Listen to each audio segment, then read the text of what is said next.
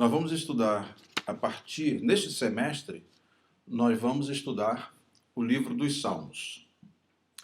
O livro dos Salmos constituem poesias que são escritas, por diversos autores, principalmente por Davi.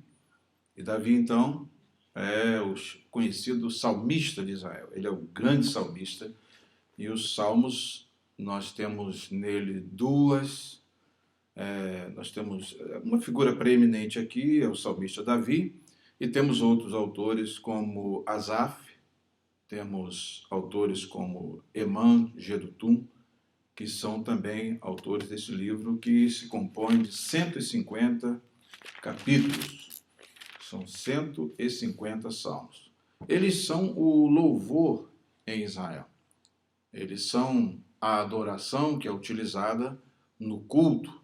Todos esses salmos eram, na realidade, músicas cantadas, músicas que serviam para a adoração e, por conseguinte, eram cânticos inspirados por Deus para serem apresentados na nova realidade que o povo de Israel estava vivendo, que é a transição do culto no tabernáculo, aquele tabernáculo móvel, para o culto no templo, que era um lugar fixo. O templo tinha um lugar fixo em Jerusalém.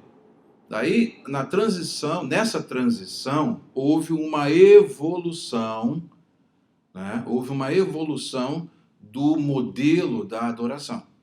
O tipo da adoração evolui porque introduz um novo elemento, que são os salmos, os cânticos. Vocês observam que no período em que o tabernáculo está caminhando no deserto junto com o povo, não tinha este aspecto a adoração de Israel, o louvor. Depois, com o passar do tempo, Deus começa a dar louvores, dar hinos, que são esses salmos, aos salmistas, principalmente a Davi, e a compilação, quando eles reúnem todos esses cânticos num só livro, por assim dizer, uma coletânea que nós temos do que era cantado em Israel, no culto. Quando nós estudamos os salmos e temos assim uma noção bem ampla da sua estrutura, nós vemos que os judeus costumavam dividir o livro em 5 partes. Então, os salmos, eles são divididos em 5 livros. Então, esses 5 livros, essa divisão em 5 livros, praticamente, ela tem uma correspondência com a Torá, ou o Pentateuco, ou a lei, que é dividida também em 5 livros. Daí, alguns autores judeus dizerem que os salmos eram a Torá cantada, ou seja, eram a lei cantada por força da sua estrutura semelhante à estrutura do Pentateuco, dos 5 primeiros livros da Bíblia. Os salmos são de diversas categorias. Eles são louvor e são também lamento. Hoje, praticamente, o nosso louvor, o louvor da igreja, exclui a categoria do lamento. Só que nos Salmos nós vamos ver que a categoria do lamento é apresentada, e isso merece até um estudo bem mais detalhado, pelo fato de que o lamento faz parte também da estrutura do culto cristão, da igreja primitiva, que salmodiava ao Senhor. Essa expressão salmodiar quer dizer entoar salmos, entoar cânticos. Então, isso é extremamente importante para que nós possamos entender o que, em termos de conteúdo, fazia parte do culto de adoração da igreja nos tempos primitivos e também, primariamente, em Israel. Daí, vemos que o culto sofre uma evolução. Nós vemos que o culto sofre uma evolução, um avanço, e algumas características da adoração que não existem num determinado período, que é chamado pré-templo, antes de o templo ser construído, essa categoria passa a existir no templo. Tá? Então há uma evolução nesse sentido. Isso para nós é muito importante observar, né?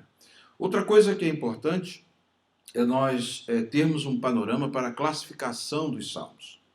Geralmente eu faço a classificação dos salmos usando o modelo do Walter Brueggemann. O Walter Brueggemann divide os salmos em salmos de orientação, de desorientação e de reorientação. Com base em quê? Os salmos de orientação, ele chama de salmos de orientação, aqueles salmos em que o estado de espírito do salmista reflete total harmonia, equilíbrio e simetria. Não existe nada que perturbe o estado de espírito do salmista. Daí então ele chama esses salmos de salmos de orientação. Os salmos de desorientação já são aqueles salmos que surgem quando as circunstâncias estão muito adversas, quando existem muitos problemas enfrentados, quando existem muitos problemas que perturbam o estado de espírito do salmista. E aí, ao perturbar o estado de espírito do salmista, eles, dependendo do grau, né, de perturbação, esses salmos resultantes dessas circunstâncias, Walter Brueggemann classifica como salmos de desorientação, porque eles refletem três coisas também: desequilíbrio em vez de equilíbrio, desequilíbrio em vez de harmonia, desarmonia, e em vez de simetria, assimetria. Tá? Esses são salmos, vou dar exemplo. Um salmo como o Salmo 23. É um salmo de orientação ou desorientação? Como está o espírito do salmista? Aí você observa, ele diz: o Senhor é o meu pastor, nada me faltará, deitar-me faz em verdes pastos, guia-me mansamente a águas tranquilas, refrigera minha alma. Né? Então, você observa bem que o salmo, né, termina assim: ainda que eu tenha aquela parte, ainda que eu andasse no vale da sombra da morte, o que acontece? Não temerei mal algum, porque tu estás comigo. Vocês observam que ele inspira uma total confiança. É um salmo em que a situação ali está de equilíbrio, harmonia e simetria. O espírito do salmista está tranquilo, nada o afeta em relação ao redor. Nem o vale da sombra da morte traz medo, porque ele está totalmente tranquilo. Então este salmo é classificado por Brueggemann como sendo salmo de orientação. Né? Certamente que a bondade e a misericórdia me seguirão todos os dias da minha vida, e habitarei na casa do Senhor eternamente, ou por longos dias. É um salmo que começa tranquilo, tem um meio tranquilo e termina tranquilo. É um salmo de orientação. Agora, quando você pega um salmo da qualidade do Salmo 13, salmo de número 13 já é um outro salmo em que estado de espírito está o salmista. Essa será só a introdução, tá? Depois, com essa introdução, daí para frente, vocês vão fazer a festa, né, nos seus estudos aí dos salmos. Quando você pega o Salmo 13, por exemplo, eu vou dizer o salmo e vocês vão classificar se é um salmo de orientação, está tudo em equilíbrio, harmonia, simetria, paz perfeita, águas tranquilas, ou se é um salmo em que o estado de espírito do salmista está perturbado, né? E essa perturbação na desorientação, preste atenção nessa frase, ela leva o salmista a fazer o quê? A invocar a Deus, chamando Deus para o seu problema. Tá? É uma forma. Vejam se esse salmo é de orientação ou desorientação.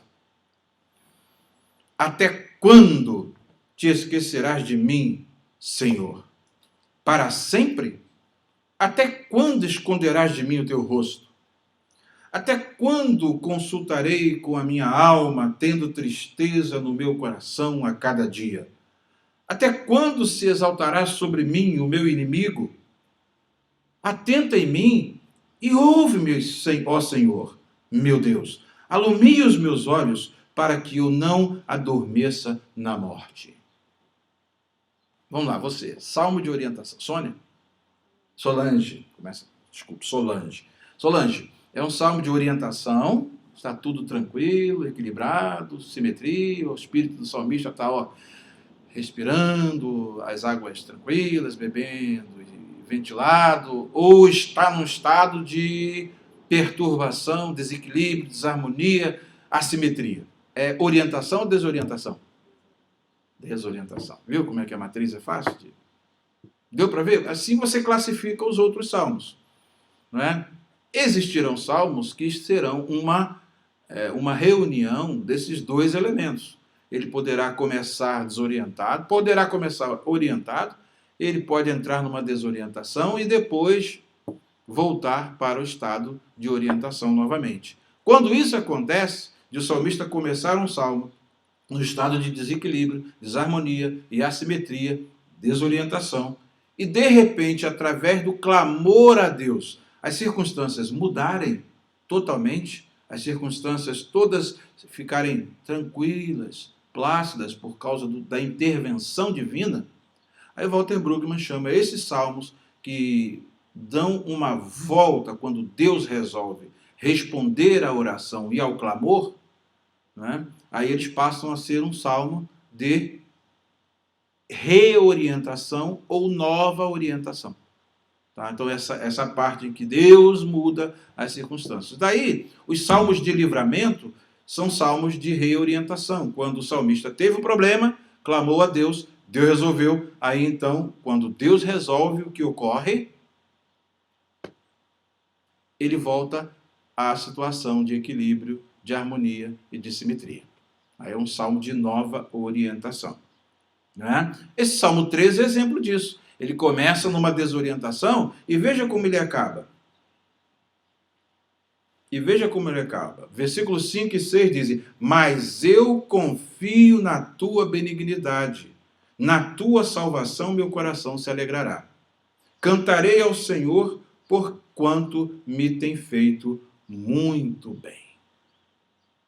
Observaram? Ele começa desorientado e depois ele é reorientado, entra em outro estado de espírito. Os versículos 5 e 6 vão refletir isso. Então, este Salmo 13, por exemplo, tem desorientação e nova orientação ou reorientação, que é a entrada novamente no estado de orientação, onde tudo passa a ser o quê? Equilíbrio, harmonia e simetria. Deu para entender? Entendeu essas categorias? Você pode ter já uma matriz disciplinar para poder analisar os salmos. Ok, hoje nós vamos estudar os salmos 112. É bom que se faça sempre um estudo de um salmo por vez, né? Mas o estudo que vai ser feito na nossa revista desse semestre é um estudo temático, é um estudo sistemático. E aí, então, os temas predominantes que prevalecem num salmo, e no outro, e no outro, e no outro, eles são compilados numa lição só. Tá? Mas o ideal é que se faça um estudo salmo por salmo, dando toda a atenção necessária ao salmo específico que você estiver estudando. Entretanto, vamos ver as perguntas e as respostas e vamos dar mais ou menos um panorama e algumas coisas que precisarem ser elucidadas a gente vai fazer ao longo aqui do nosso estudo. Primeira pergunta diz: qual o local que o salmista indagou sobre quem seria o privilegiado de chegar lá e também estabelecer lá a sua morada. Então existe um local para o qual o salmista aponta e diz que alguém pode ser privilegiado de chegar lá e não somente chegar lá, mas estabelecer morada lá. Tá? Qual é esse local? Aí o Salmo de número 15, versículo 1, e o Salmo 24, versículo 3.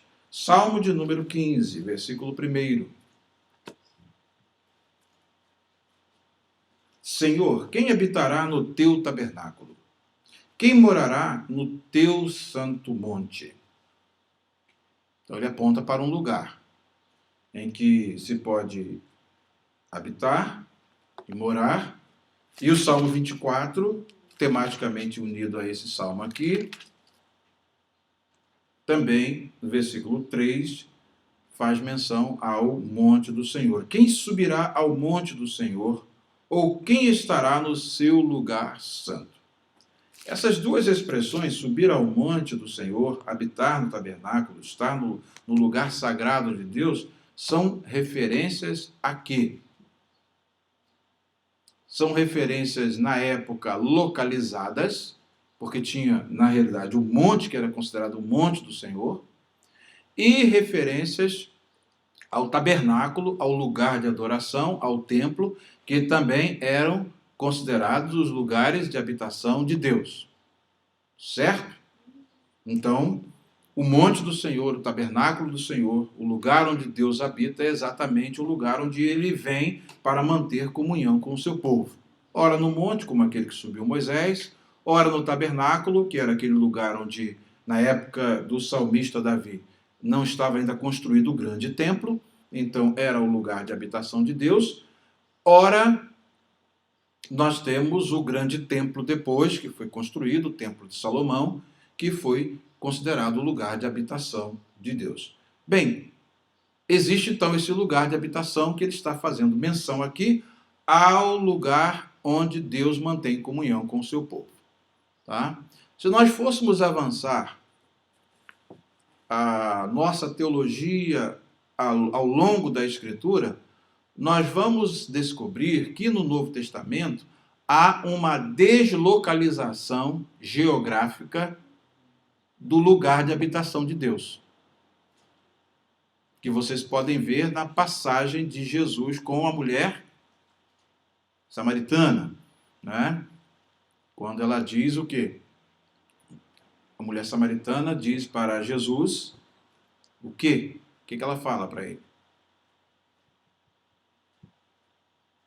Ela tem a tradição era que naquele lugar ali era o lugar onde em que Deus se reunia com o seu povo. Naquele monte, naquele lugar, era o lugar onde Deus reunia com o seu povo. Mas Jesus fala que viria uma hora em que isso terminaria, e já tinha chegado.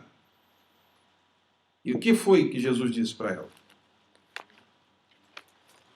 Vamos ver? João.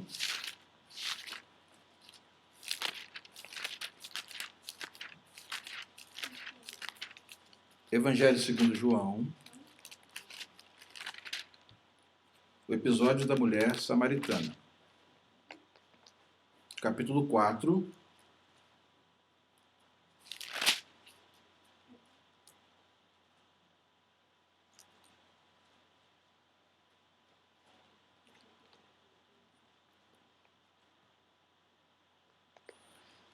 A partir do versículo 20. Diz assim: nossos pais adoraram neste monte. João 4, versículo 20. Diz assim: nossos pais adoraram neste monte, e vós dizeis que é em Jerusalém o lugar onde se deve adorar. Disse-lhe Jesus: mulher, crê-me que a hora vem em que nem neste monte, nem em Jerusalém adorareis o Pai. Vós adorais o que não sabeis. Nós adoramos o que sabemos, porque a salvação vem dos judeus. Mas a hora vem, e agora é, em que os verdadeiros adoradores adorarão o Pai em espírito e em verdade, porque o Pai procura a tais que assim o adorem. Deus é espírito. Aí Jesus dá o princípio geral. Deus é espírito, e importa que os que o adorem, o adorem em espírito e em verdade. Daí Jesus faz o quê? Nós avançamos na nossa teologia, tá, ao longo da revelação progressiva, e descobrimos que, a partir da vinda de Jesus, a adoração passa a não mais estar localizada num determinado, no monte ou num templo específico. Mas, onde estiverem, ele diz até depois, numa frase muito conhecida por nós, onde estiver 2 ou 3 reunidos em meu nome, aí eu estou no meio deles. Então, a adoração hoje pode ser no avião, pode ser no carro, pode ser em casa, andando na rua, pode ser em qualquer lugar e também no templo onde nós invocamos a Deus. Tá? Mas não fica restrita aqui, ao lugar onde nós estamos, no templo, mas a adoração agora é na sua casa, e se nós também avançarmos o conceito de templo, vamos descobrir que o lugar onde Deus veio habitar é agora o nosso corpo, pois nós somos templo de Deus, templo do Espírito Santo. Tá? Então há uma evolução no conceito e isso é bom que a gente observe. Por isso nós demos esse panorama para vocês aí na primeira pergunta. Tá? E ele vai então agora colocar as qualidades. Segunda pergunta. Segundo as palavras do salmista, quais as qualidades individuais que alguém deve ter para poder estar no lugar santo? Precisa de ter qualidades. Quais são elas? Salmo 15, versículo 2, que diz: aquele que anda em sinceridade e pratica a justiça e fala verazmente segundo o seu coração. Então, esta é uma característica, fala a verdade no seu coração. E o Salmo 24, versículo 3, que também fala dessas qualidades: quem habitará no monte do Senhor? Quem subirá? Quem estará no seu lugar santo? Aí nós temos aqui as qualidades que são importantes e são dadas aqui numa escala. Versículo 4, por exemplo, diz: aquele que é limpo de mãos e puro de coração, que não entrega sua alma à vaidade, nem jura enganosamente, este receberá a bênção do Senhor e a justiça do Deus da sua salvação. Daí então, essas são as qualidades que alguém precisa para estar na presença mesma de Deus. Ou seja, de um modo muito claro e muito interessante, né, nós observamos que subir ao monte de Deus, estar no tabernáculo de Deus, ou estar na presença de Deus, exige de nós o quê? Uma qualificação. E essas qualidades estão aqui enumeradas no Salmo de número 15. Quais são as qualidades? Precisa fazer o quê? Andar em sinceridade, praticar a justiça e falar a verdade ou verazmente segundo o seu coração. Então, são qualidades que são exigidas para aquele que quer estar na presença de Deus. Apesar, olha o ponto principal, apesar da deslocalização do lugar de encontro com Deus, nós encontramos com Deus dentro do santuário, nós estamos com Deus onde estiverem 2 ou 3 reunidos em seu nome, mas ao mesmo tempo eu pergunto, hoje nós somos o templo de Deus, hoje nós somos o lugar onde Deus habita. As qualidades prescritas no Antigo Testamento caducaram em relação à necessidade de nós termos essas qualidades para estarmos na presença mesma de Deus? Ou elas ainda são prevalecentes? Ainda são prevalentes? Boa pergunta, né? Será que você ainda precisa andar com sinceridade ou não precisa mais? Será que você precisa praticar a justiça ou não precisa mais? Será que você precisa falar a verdade ou não precisa mais? E aí? Referente ao santuário, santo lugar, com essas qualidades. Mas, explica para nós. Repete a pergunta. A pergunta que eu fiz, você entendeu, né? Eu estou tendo ligado aqui. Muito bom. Tem mais de 30 anos que eu fiz uma explicação. Não sei de uma pessoa. Vamos ver se a gente consegue. Referência. As qualidades boas que o homem tem, o salmista diz que precisa de ter. Para poder estar no santuário de Deus, ou seja, estar em comunhão com Deus. Mas se ele não tem essa qualidade, ele perde essa comunhão. Ok. Há uma perda dessa comunhão. Exemplo claro disso acontece no próprio Antigo Testamento. Quando Davi peca contra o Senhor, Salmo 51 vai falar disso, Ele chega a entrar num estado em que ele diz assim: não retires de mim o teu espírito. Né? Torna a dar-me a alegria da salvação. Ou seja, porque quando há quebra de comunhão, ela ocorre exatamente porque Davi deixou de praticar a justiça, de falar a verdade e de andar em sinceridade na presença de Deus. O que ele fez configurou exatamente o contrário. Ele cometeu um adultério, ele cometeu um homicídio, e aí ele sentiu como que se Deus tivesse abandonado. Não é que Deus o abandonou, mas é aquilo que o apóstolo Paulo diz, né? Não extingais o Espírito Santo.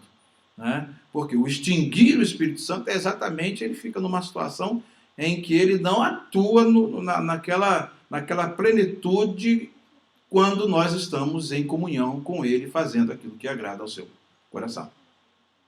Essa é uma perda de comunhão. Quando a gente reata a comunhão com Deus, né, voltando novamente a praticar a verdade, falar a sinceridade, voltamos para o caminho onde nós estávamos. Aí então temos essa volta, então Deus passa a ser mais presente, a gente passa, né, a receber mais dessa presença de Deus na nossa vida. Deu para pegar? Mas e aí? E agora? Uhum. No presente momento. No presente momento é a mesma coisa. Nós, para mantermos essa comunhão com Deus, nós precisamos exatamente... É o que? Sem a santificação, diz o apóstolo, o escritor hebreu, né? Sem a santificação, ninguém verá o Senhor. Essa questão de ver ao Senhor, né, não é na perspectiva escatológica apenas. No futuro, né, hoje mesmo, né, existem níveis de relacionamento com Deus mais intensos ou menos intensos, dependendo do grau de santificação que nós estivermos. Quando nós entristecemos o Espírito que em nós habita, esse próprio entristecimento se reflete na nossa comunhão com Deus. O salmista ficou apavorado quando ele descobriu em que situação ele estava. Quando o sino de Deus bateu lá através do profeta Natan, o que aconteceu? Ele acordou, viu o tamanho do mal que ele fez. E aí, pronto, estou morto. Mas não, Deus transpassou a tua iniquidade. Você não vai morrer, não. Mas o menino vai morrer. Né? E deu uma série de consequências que adviriam por causa daquele ato. Entretanto, mesmo isso tudo acontecendo, Deus teve misericórdia e ele recobrou a comunhão com Deus. Mas as consequências do pecado dele o acompanharam ao longo de toda a trajetória da vida dele, como a gente viu. Uhum.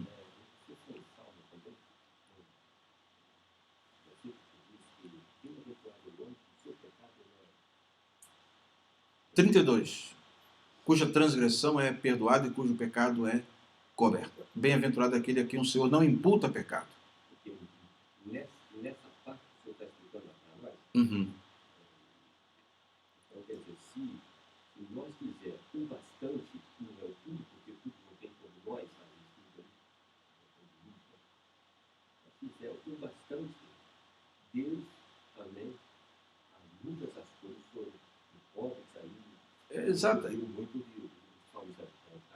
Nós, na verdade, nós só subsistimos diante de Deus, só vivemos diante de Deus por causa dessa inimputação de pecado que Deus faz, e que Deus perdoa e transpassa. Filhinhos, essas coisas vos escrevo para que não pequeis. Essa é a regra. Se, porém, alguém pecar, aí pronto, vamos entrar em desespero? Não. Temos um advogado para com o Pai. Né? Aí você, cometeu a falta, a multa, vai na corte, o advogado chega lá diante do juiz, advoga a sua causa, o juiz te declara inocente e você volta ao status de como se não tivesse acontecido nada. Tá? É mais ou menos isso aí, é por aí. Deu para entender, Solange? Né?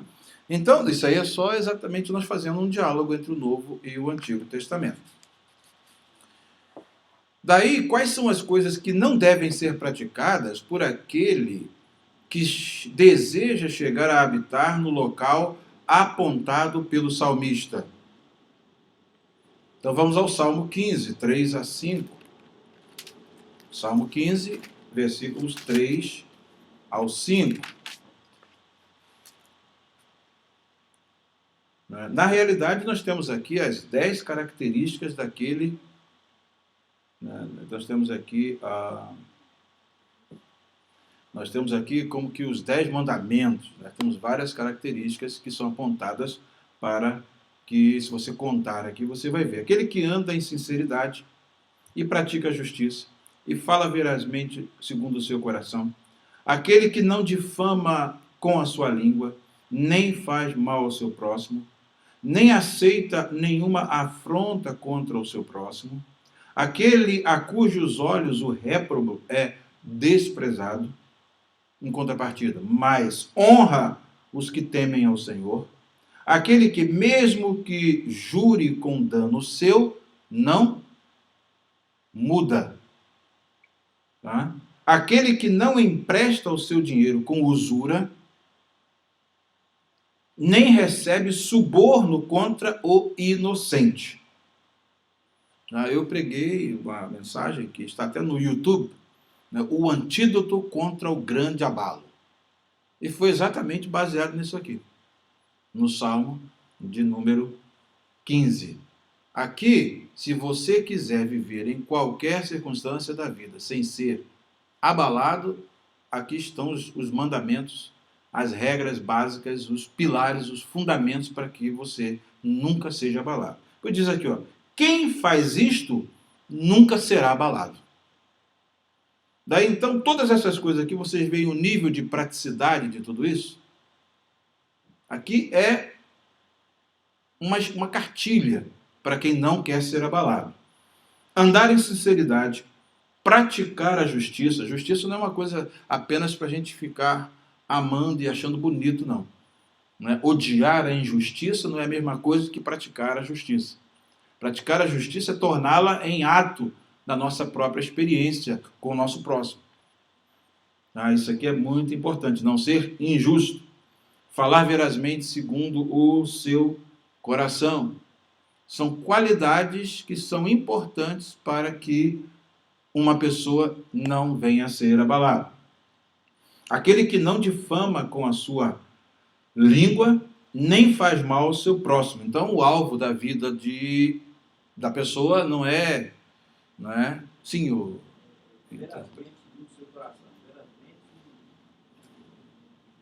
é falar a verdade.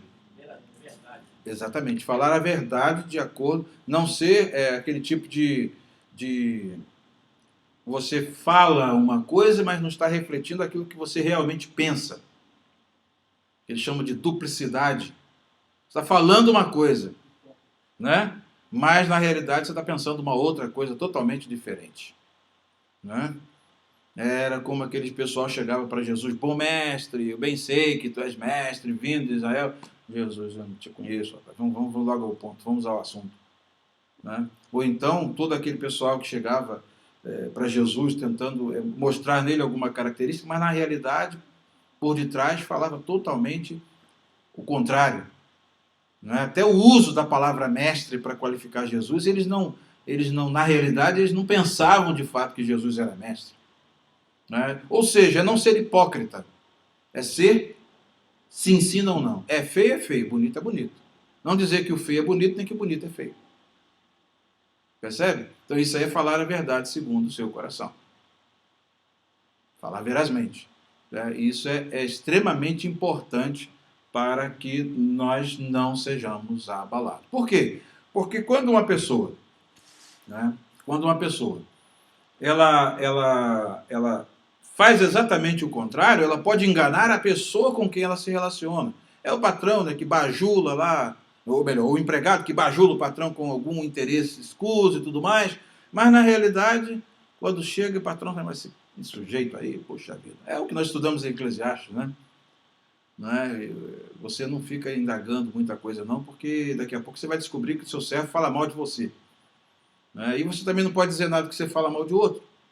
Então mostra que todo mundo está no mesmo barco. O que o salmista está colocando aqui é uma regra para ser seguida.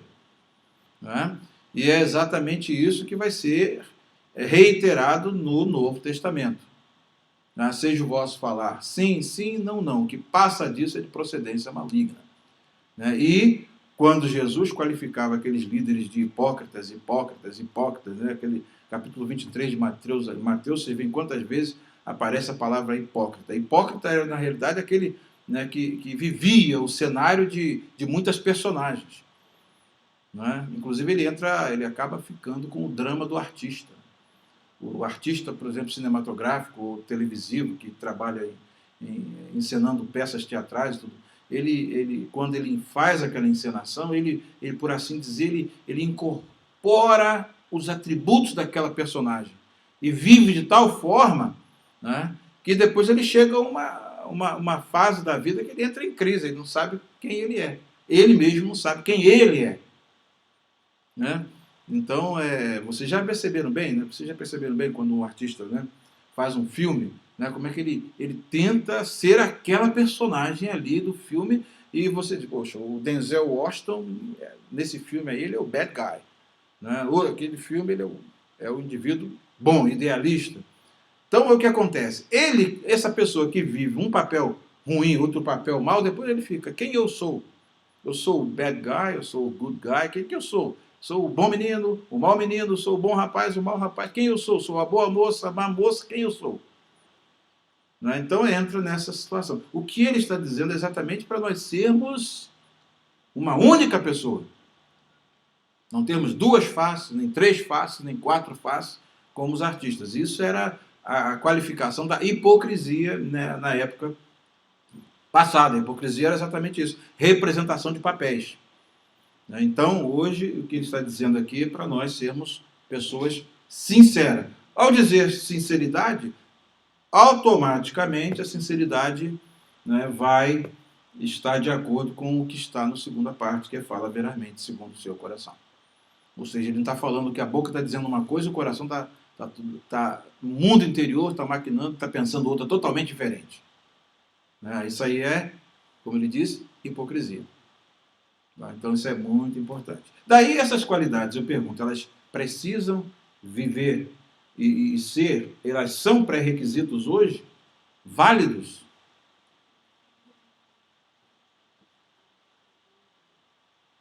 Elas são. É porque hoje em dia praticamente se fala em Bíblia, não da perspectiva de ser uma coisa prática. O que nós tentamos fazer com nossos estudos bíblicos é mostrar a praticidade da Bíblia. É mostrar que o texto antigo fala para o autor, o leitor contemporâneo. Faz essa ponte. E isso aqui é muito importante, porque uma vez que você tem isso aqui, é fundamental. Dizer que aquele a cujos olhos o réprobo é desprezado. O que diz aí na NVI, James? Versículo, Salmos 15, versículo 4.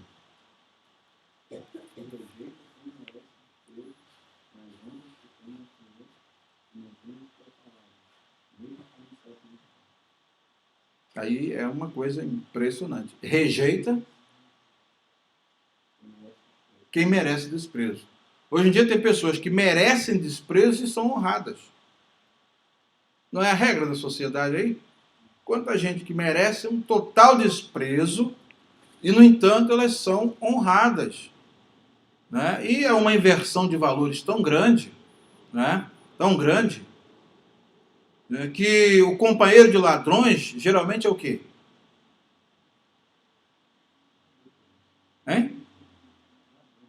Diz-me com quem andas, que eu te direi quem és. Pelo menos, no mínimo, cúmplice, não é verdade? Agora, vocês vejam bem como é que a sociedade está totalmente bitolada. Agora, o Lula chega para aquele pessoal na realidade, o mentor foi ele, O mentor do mensalão, daquela ladruagem toda, foi ele. E depois ele sai com uma frase simples: eu não sei de nada. E acabou. Eu não sei de nada. Como é que não sabe de nada? Se ele cria um regime corrupto, eu vou canonizar esse sujeito. Ele praticou um milagre. Ele criou um regime corrupto e depois ele era imaculado e não sabia de nada que estava acontecendo.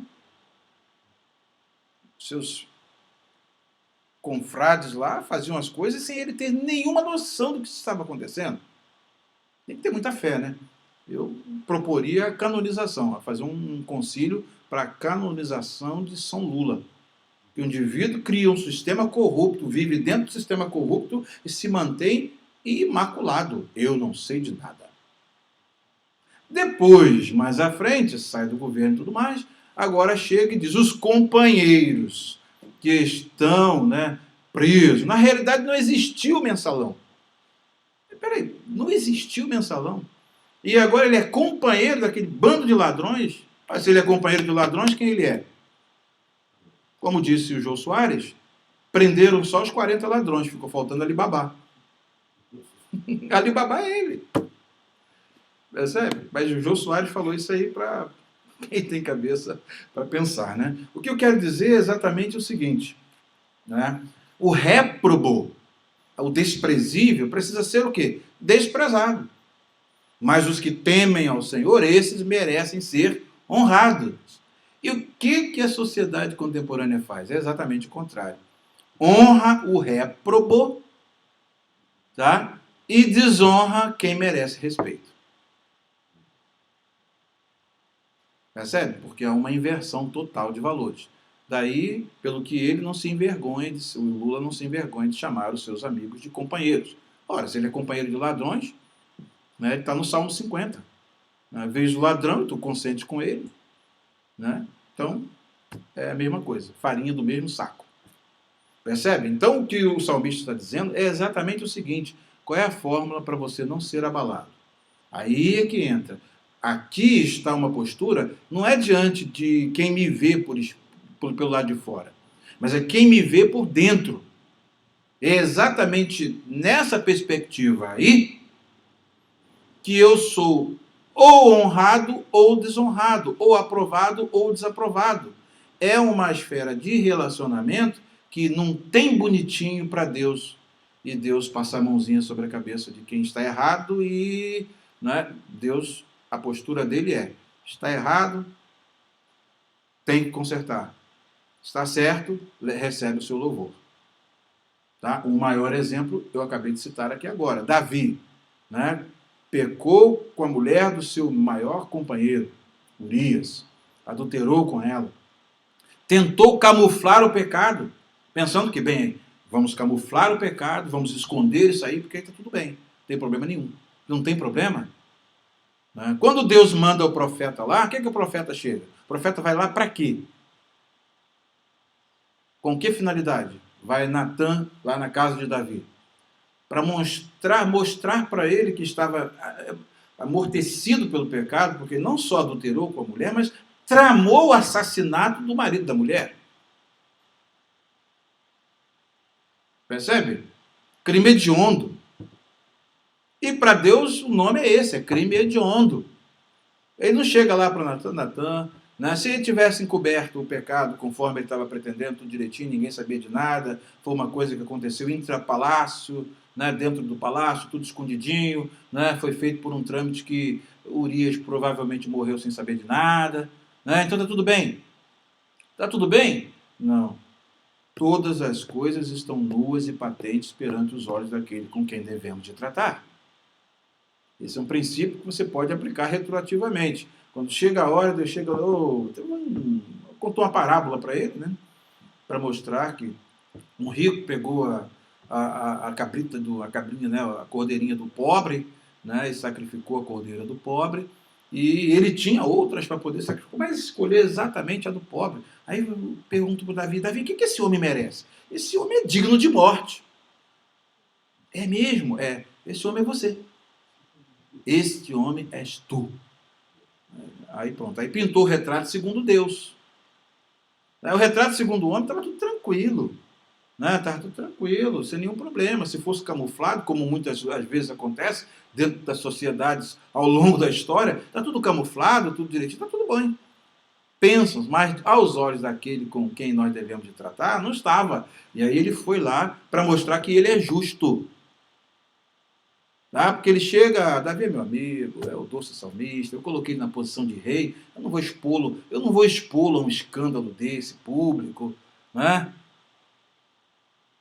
Deus poderia, né, quebrar o galho dele ali. Não vou expor você. O que você fez escondido vai ser proclamado no telhado das casas de Israel. Todo mundo vai ficar sabendo.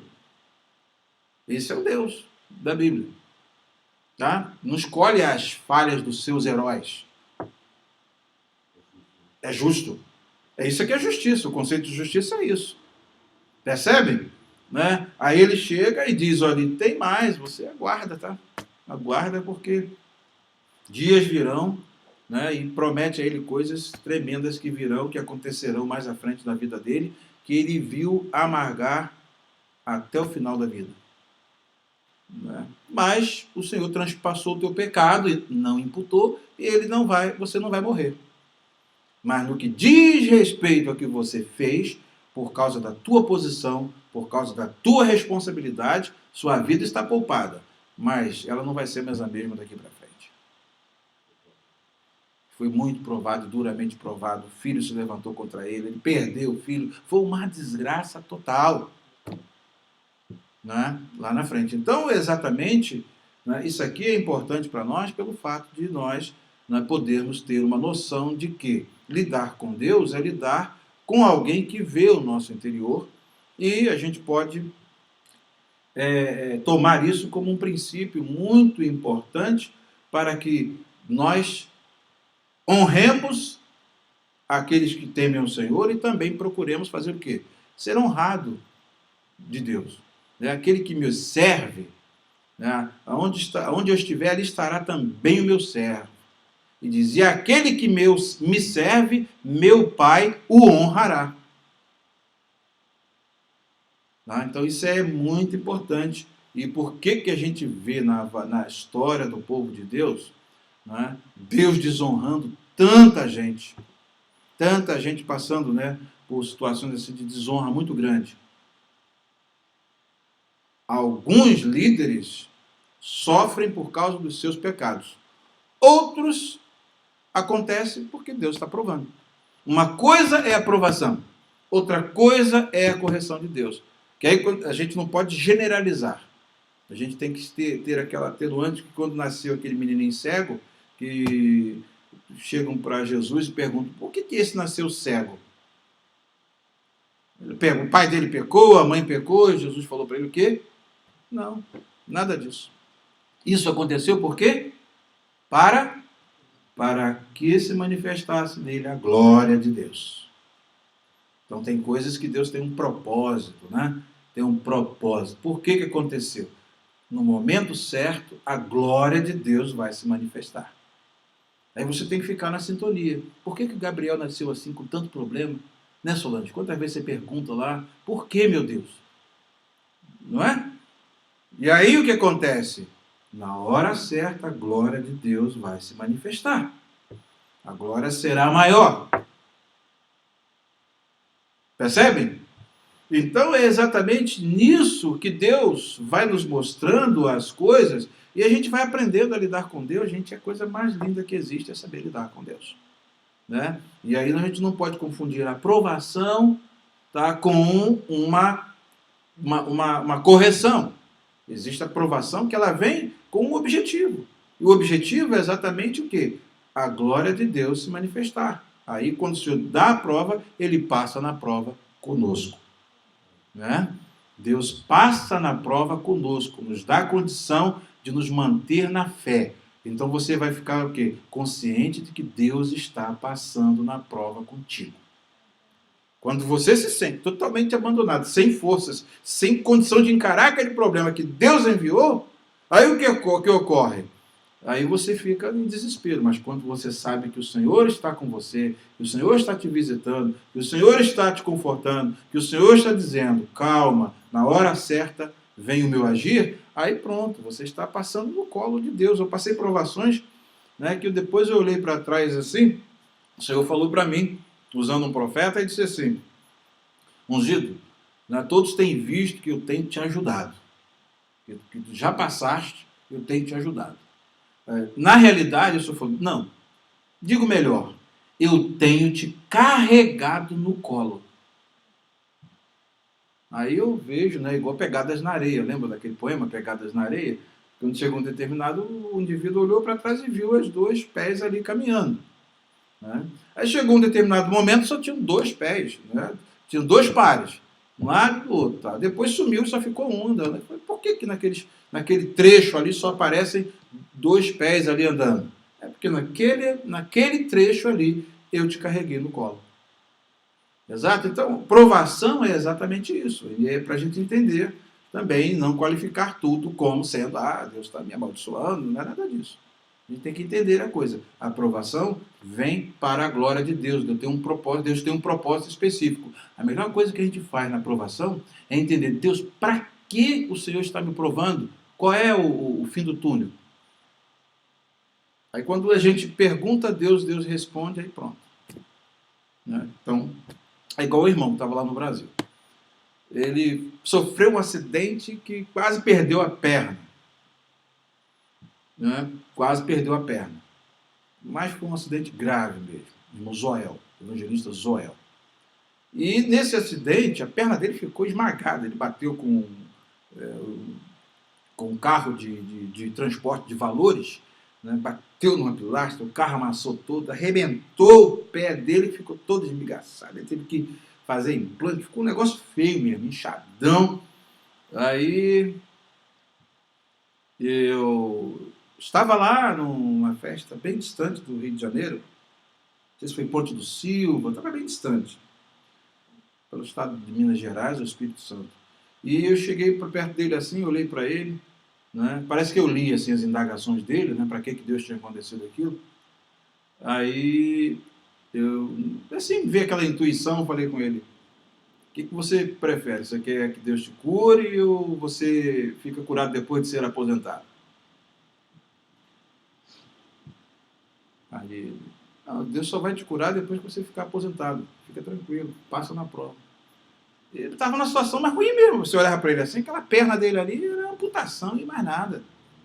Né? Aí o que aconteceu? Hoje, dias depois passaram, aí foi, ele foi aposentado, né? Deram entrada na aposentadoria, o médico, ele chegou no médico, fez exame lá, isso é aposentadoria, foi aposentado. Aí depois que ele foi aposentado, foi agora está na hora, né, de Deus agir na sua vida. Aí Deus começou a agir, né? Começou a agir. Hoje ele praticamente está com aquele pé assim, mas ele anda tranquilo, vai para todo lado e tudo mais. Ele nunca mais esqueceu daquela palavra que eu falei para ele lá no interior, a gente estava lá no interior do Espírito Santo, ele nunca mais esqueceu daquela palavra que eu disse para ele. Né? Então foi uma coisa, que aquilo ali veio uma prova para poder Deus dar uma bênção para ele, e a cura só viria depois, não antes. Percebe? Então às vezes tem coisas assim. Mas eu não sei nem por que eu estou falando isso. Só Deus sabe. Vamos voltar aqui ao nosso assunto. De repente a Solange sabe, né, Solange? De repente sabe.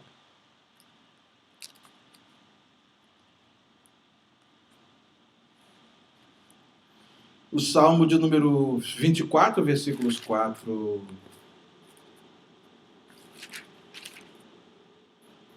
a 6, também dão as qualidades aqui. Vamos agora dar um pouquinho mais rápido aí, porque uma coisa puxa a outra, né? 4 a 6. Diz, quem habitará? Faz uma pergunta assim que parece que não tem resposta, né? Quem é que vai habitar no monte de Deus? Quem é que vai habitar no tabernáculo de Deus? Quem é que vai entrar na presença mesma de Deus? Parece até que não tem nem solução, né, Bel? Não tem ninguém. Aí ele diz, não, tem como. Como? Aquele que é limpo de mãos. Esse limpo de mãos aqui é exatamente o inocente.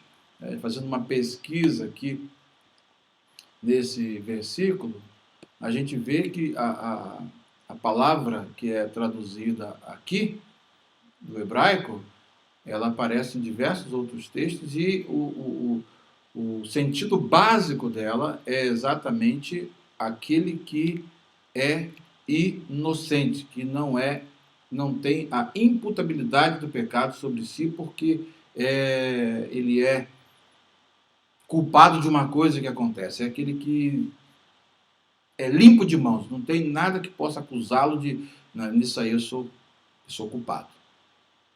Então tem um exemplo até, que está no Êxodo 21,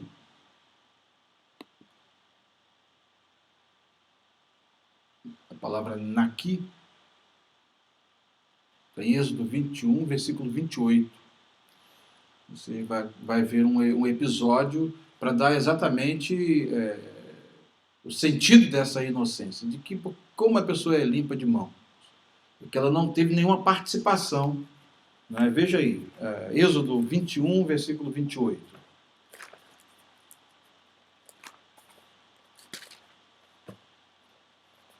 Por isso que eu disse para vocês, eu gosto de dar um salmo só, porque tem tanta coisa que eu vou deixar de dizer para vocês hoje, porque a gente não tem tempo suficiente, mas só para vocês terem uma ideia aqui do Salmo 20, Êxodo 21, 28,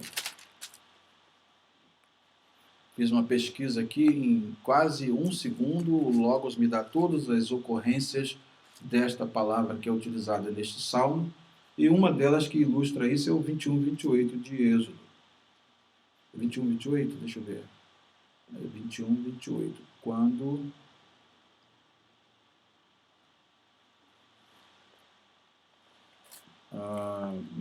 28. Diz aqui, se algum boi escornear homem ou mulher, que morra, o boi será apedrejado certamente, e a sua carne se não comerá, mas o dono do boi será absolvido.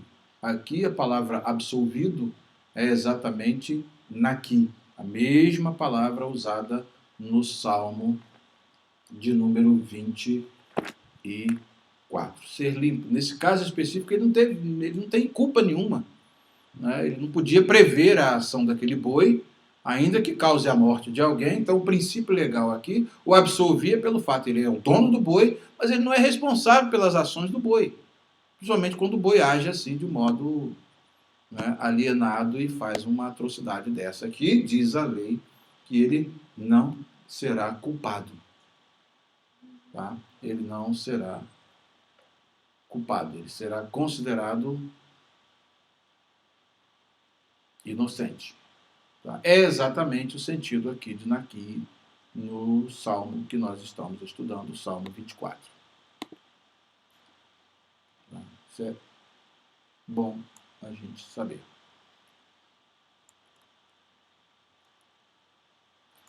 Ok.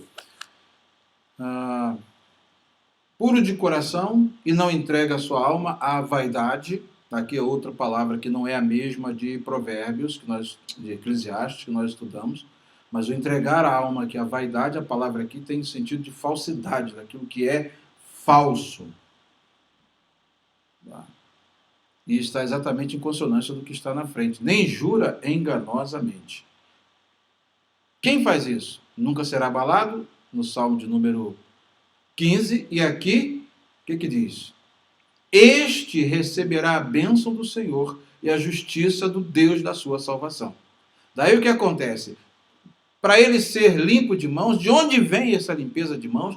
Ela é intrínseca ou derivada? Ela está nele mesmo ou vem de fora? Olha aí. Este receberá a bênção do Senhor e a justiça do Deus da sua salvação. Isso é muito neotestamentário, não é? E nós hoje somos justos por conta de quê? Por causa do justo que morreu por nossos pecados. Nós temos uma justiça que não é nossa própria, mas ela é comprada e imputada a nós. Então isso é muito importante. Esta é a geração daqueles que buscam a tua face, ó Deus de Jacó. Se nós fôssemos ver esse salmo aqui com mais detalhes, esse versículo também tem um detalhe que nós não vamos discutir aqui agora, mas a palavra Deus de Jacó aqui, né, a frase, a expressão, no original só está Jacó, e não Deus de Jacó. Todas as traduções praticamente traduzem aqui, grande parte, né? Traduz como Deus de Jacó.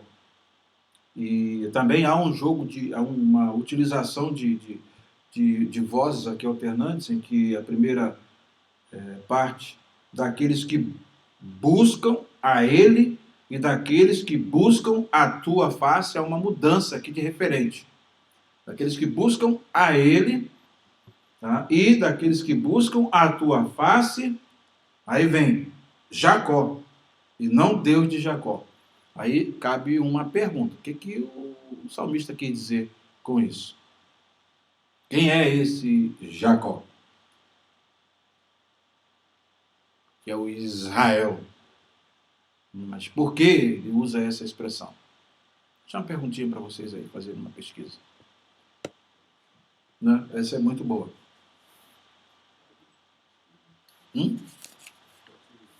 Na realidade, aqui o Jacó é como Paulo diz lá na frente, né? Não é israelita aquele apenas que nasceu lá da semente, não é o israelita aquele que é judeu aquele que o é no coração.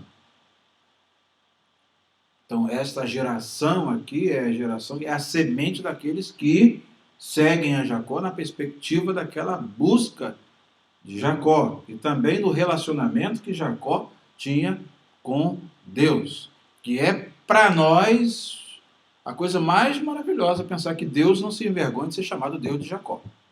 Vocês conhecem a história de Jacó, não conhecem? Mas vocês conhecem a história de Jacó, né? Sabe muito bem, né? Desde ventre o indivíduo era trapaceiro, complicado que só ele, né? Lembram disso? Lembra da história? Brigava no ventre lá, ele saiu agarrado no pé do seu irmão, tomou o direito de primogenitura, né, Isaac? Tomou o direito de primogenitura e fugiu, teve que viver fugido um bom tempo, né? Até que conseguiram lá. Né? Então, quando Deus diz que é o Deus de Jacó, que alívio, que ele pode ser meu Deus também. Às vezes eu sou menos complicado que o Jacó daqui da Bíblia. Né? Então, isso é importante, né? Essas coisas são importantes, são observações importantes. Dá uma esperança para nós, né? Deus de Jacó. Poxa, eu conheço bem Jacó e também conheço Abraão. Abraão fez coisa que eu não faria. De repente, né? Quem sabe? Né? Mas hoje eu analiso assim, já pensou você chegar e expor a tua mulher assim, entregar ela lá para ser, né? Só para salvar sua pele?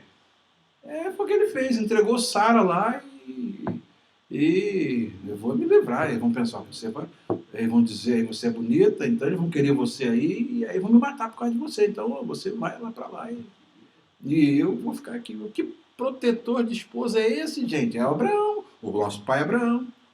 Uma vez eu estudei com os irmãos falando sobre um gigante espiritual, não nasce pronto, mas é feito. Aí quando eu estudei a vida de Abraão, o pessoal, gente, eu nunca tinha visto Abraão dessa perspectiva, não.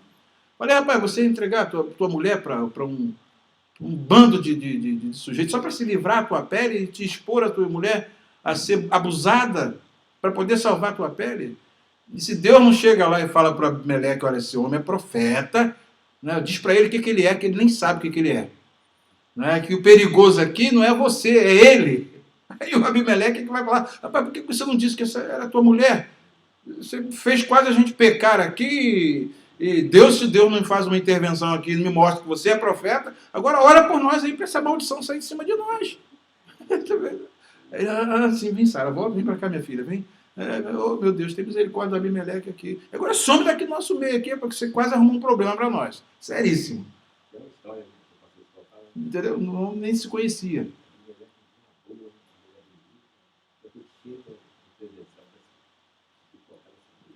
Você está morto.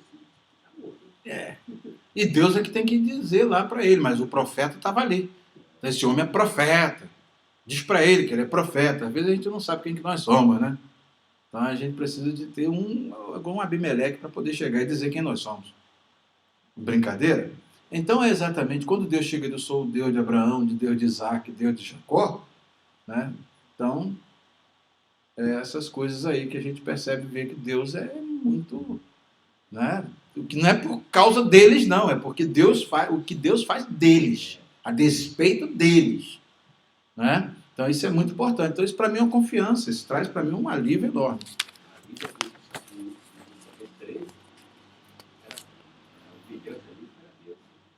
Porque se depender deles aí, vai lendo a história de cada um, você vai ver que cada um tem o seu problema, o seu ponto fraco, cada um deles, sem exceção. Tá? Quais as 3 coisas que o salmista disse que não as pratica é muito feliz e o que esse tal pratica ao contrário? Bem, andar segundo os conselhos dos ímpios. Segundo, Salmo 1, versículos 1 e 2. Bem-aventurado aquele que não anda segundo o conselho dos ímpios, nem se detém no caminho dos pecadores, nem se assenta na roda dos escarnecedores. Ao contrário, tem o seu prazer, antes tem o seu prazer na lei do Senhor, e na sua lei medita de dia e de noite, sem folga e sem feriado. Né? Pois é, esse é o Salmo 1, que a gente pode comentar numa outra ocasião. Já preguei sobre o Salmo 1 aqui, inclusive direto do hebraico aqui, fomos discorrendo todos os aspectos importantes do Salmo. Hoje nós só vamos pontuar aqui algumas coisas. Alguma dúvida que vocês tiverem, vocês podem perguntar, senão o tempo fica muito... Está bem quentinho aqui. A 5. Com que o salmista comparou aquele que não se mistura com os maus e o que ele disse que acontece só aos ímpios?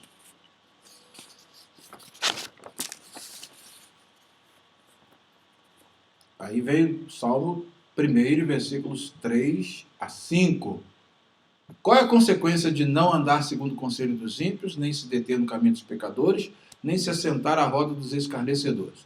Observa bem, aqui os ímpios estão numa atitude de rebelião, né, o perverso. Né, a palavra aqui é traduzida como os perversos. E os pecadores aqui são aqueles que estão numa, como dizem outros, já estão inveterados na prática do pecado. Né? E os zombadores aqui são o ápice, né? É o Christopher, Christopher Hitchens, aquele zombeteiro, é isso mesmo? É aquele zombeteiro mesmo que não crê em Deus, não somente não crê em Deus, não. Ele vive de conformidade com isso mesmo, e zomba dos preceitos de Deus, e etc, etc. Ele é o zombador, né? O escarnecedor, que escarnece até das coisas de Deus. Então esse está num nível bem, bem baixo. Mas aí, qual o efeito de não participar de um grupo do grupo que não faz isso e do grupo que faz aquilo? Antes medita na lei do Senhor e na sua lei, antes ter seu prazer na lei do Senhor e na sua lei medita de dia e de noite. Como ele será? É comparado com o quê? Ele será como árvore plantada junto a ribeiro de águas, a qual dá o seu fruto na estação, no seu tempo, na estação própria, e cujas folhas não caem. E tudo quanto ele fizer ou faz, prosperará. Né? E inclusive o verbo usado aí nesse Salmo 1 é o único verbo que está numa forma, que é forma verbal chamada refill, né? Que é a forma causativa. Né? E tudo quanto ele fizer, alguém fará prosperar. Quem é aquele que faz o justo prosperar? O Senhor. Deus o fará prosperar. Não é uma prosperidade que é derivada daquilo que ele faz, mas até a prosperidade do justo deriva do Senhor que faz isso, para estar em consonância com Isaías, né? Tu, Senhor, és o que fizeste em nós todas as nossas obras. Então nenhuma glória para nós, né? Nenhuma glória para José. A glória vem de Deus.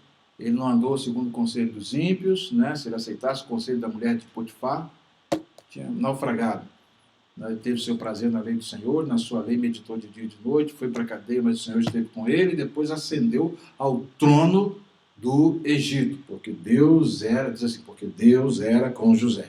Essa frase é repetida várias vezes. O Senhor era com José. Na cadeia, o Senhor era com José. Entre os irmãos, o Senhor era com José. Lá no Egito, o Senhor era com José. Então, a glória não é do José, a gente olhar a pessoa do José. Não, é o Deus que estava com ele. Então, quando a gente passa naquelas provas, a gente olha para trás, como é que eu passei nisso? Não, eu passei. Não, Deus passou comigo. Deus me fez passar. Deus é que opera em nós o querer e o efetuar. Então, mas o contrário são os ímpios. Não são assim os ímpios, mas são como a moinha que o vento espalha. Observa bem, árvore plantada junto a ribeiros de águas, cujas folhas não caem, comparado com palha que o vento assopra e joga fora. Estabilidade do justo, instabilidade dos ímpios. Olha a diferença de coisas. Tá? Por isso, os ímpios não subsistirão no juízo, e nem os pecadores na congregação dos justos. Por quê? O último versículo responde: porque o Senhor conhece o caminho dos justos, mas o caminho do ímpio perecerá. Talvez perecerá. Sexta pergunta: de que maneira o salmista se comportava em sua casa e quais as pessoas as quais ele disse que não tolerava? O capítulo Salmo 101. Diz: cantarei a misericórdia e o juízo, a ti, Senhor, cantarei. Portar-me-ei com inteligência no caminho reto. Quando virás a mim? Andarei em minha casa com um coração sincero. Não porei coisa má diante dos meus olhos. Odeio a obra daqueles que se desviam. Não se me pegará a mim. Um coração perverso se apartará de mim. Não conhecerei o homem mau. Aquele que murmura do seu próximo às escondidas, eu o destruirei. E aquele que tem olhar altivo e coração soberbo, não o suportarei. Aqui nós temos o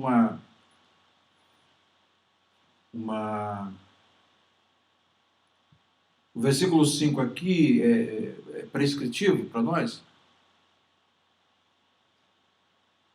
Que o salmista diz aqui que vai fazer, você também tem que fazer. Você percebe bem aqui que ele diz, né? Aqueles que murmura, difamam o seu próximo às escondidas, eu o destruirei. Você vai sair igual o Schwarzenegger aí para pegar aquele revolvão e você também está murmurando e está reclamando do seu próximo. É isso que ele está dizendo aqui? Isaac. Vai fazer isso? Então é bom ter cuidado, né, na hora de ler o texto, né, Biel? Isso é muito importante. Aqui a questão nossa é exatamente observar que é importante, o réprobo aqui é desprezado, ele não tem que totalmente relações cortadas. A sétima pergunta, penúltima: quais as pessoas que o salmista não suportava nem ficava em sua casa, e quais as que podiam estar com ele? Os meus olhos estarão sobre os fiéis da terra.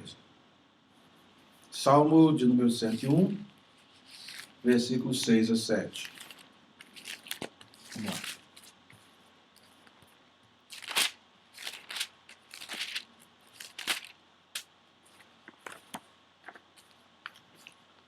Os meus olhos procurarão os fiéis da terra para que estejam comigo. O que anda num caminho reto, esse me servirá. O que usa de engano não ficará dentro da minha casa. O que profere mentiras não estará firme perante os meus olhos. Pela manhã destruirei todos os ímpios da terra, para desarraigar da cidade do Senhor todos os que praticam a iniquidade. Versículo 8 é prescritivo? Isso aí você amanhã vai fazer igual o Schwarzenegger e já vai... Não é isso que está dizendo aqui para você fazer? Não faça. Senão você vai para a cadeia. Isso é importante. O contexto, a situação da época, ele era totalmente diferente do contexto atual que a gente está vivendo. A situação dos santos do Antigo Testamento é totalmente diferente. A pergunta 8. O que acontecerá à descendência e aos bens do homem que teme ao Senhor, e quais as boas obras que esse dito homem justo que teme ao Senhor pratica? Sua semente será poderosa na terra, haverá prosperidade e riqueza, e a justiça permanecerá para sempre. O justo é a luz nas trevas. Louvai ao Senhor. Salmo 112. Bem-aventurado o homem que teme ao Senhor e em seus mandamentos tem grande prazer. Salmo 1, né? A sua semente será poderosa na terra. A geração dos retos será abençoada. Prosperidade e riquezas haverá na sua casa, e a sua justiça permanece para sempre. Aos justos nasce luz nas trevas. Ele é piedoso, misericordioso e justo. O homem bom se compadece e empresta, disporá as suas coisas com juízo. Porque nunca será abalado. O justo estará em memória eterna. Não temerá maus rumores. O seu coração está firme, confiando no Senhor.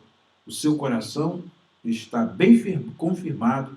Ele não temerá, até que veja o seu desejo cumprido sobre os seus inimigos. Ele espalhou, deu aos necessitados, a sua justiça permanece para sempre, e a sua força se exaltará em glória. O ímpio verá isso, se entristecerá, se enraivecerá, rangerá os dentes e se consumirá. O desejo dos ímpios perecerá. Tá? Salmo 1 e Salmo 112 tem muitas ligações. E assim a gente termina a nossa lição, e o importante é que alguns pontos, né, que são apresentados aqui, inclusive até nesse próprio Salmo 112, nós vemos o Novo Testamento nos dando uma nova modalidade de ação. Se o teu inimigo tiver fome, o que você vai fazer? Dá comida para ele. Tiver sede, dá de beber. Porque fazendo isso, né, amontoarás, né, brasas sobre a sua cabeça. É uma coisa assim que é muito importante a gente observar, que o Novo Testamento regula inúmeras situações em que o Antigo Testamento detonava. Então é muito importante a gente saber como agir nos dias presentes. E estamos no tempo do nosso estudo, e semana que vem nós continuamos. Amém.